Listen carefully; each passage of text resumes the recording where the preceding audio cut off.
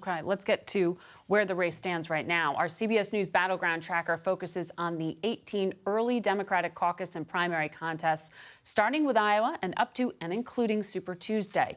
In the aggregate of those early contest states, we're starting to see three distinct tiers. In the top one, former Vice President Joe Biden leads the field with 25% of voter support.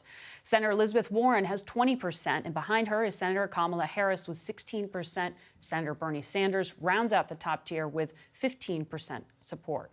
Our second tier has Mayor Pete Buttigieg polling at 6%, former Congressman Beto O'Rourke at 4%, and former HUD Secretary Julian Castro at 2%. And in that third tier are all the rest of the candidates who are getting 1% of support in those first 18 contests or less. Anthony, people are overwhelmed by the number of candidates. What do these tiers actually tell us?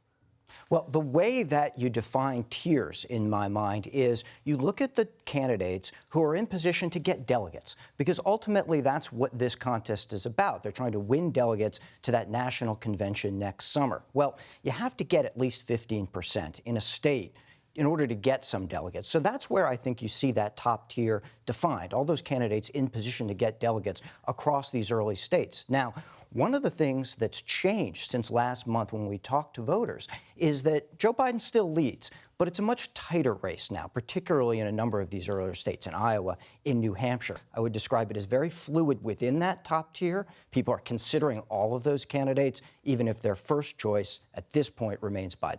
And besides delegates and support, it's also about money, Ed. It is. And our top tier actually reflects much of what the fundraising shows, with the exception of Pete Buttigieg, who is the top money raiser this past quarter and is still in the mix. The important thing to keep in mind, too, first tier, second tier, all of them got at least 2%.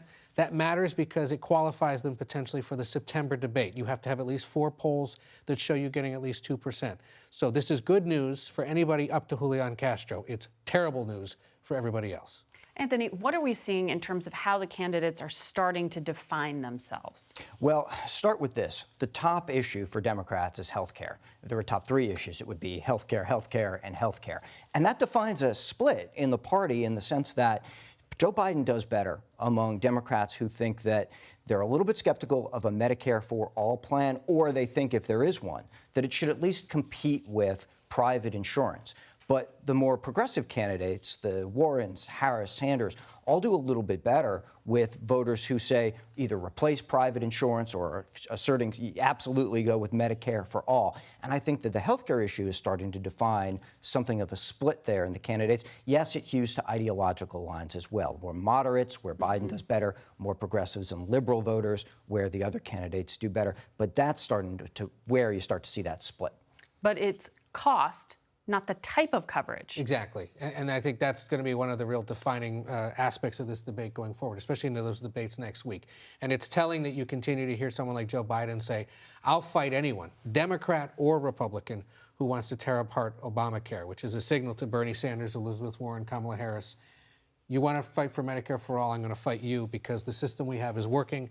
It just needs to be more affordable and expanded. And on the word fight, Anthony, you saw something really interesting here when it comes to perceptions of strength. Yeah, we asked which candidate had been the most strong, and Kamala Harris came out on top on that. We asked which candidate would fight a lot for people like you, and Elizabeth Warren, and to some extent Harris and Sanders also did better than Joe Biden. So you start to see this difference in what voters are perceiving is passion and enthusiasm, and you start to see that among people who are active on Twitter, active on social media, and that's the more engaged part, the more liberal part of the base, and that's perhaps to be expected at this still early stage, but you definitely see splits there, whereas Biden doing better with the moderates.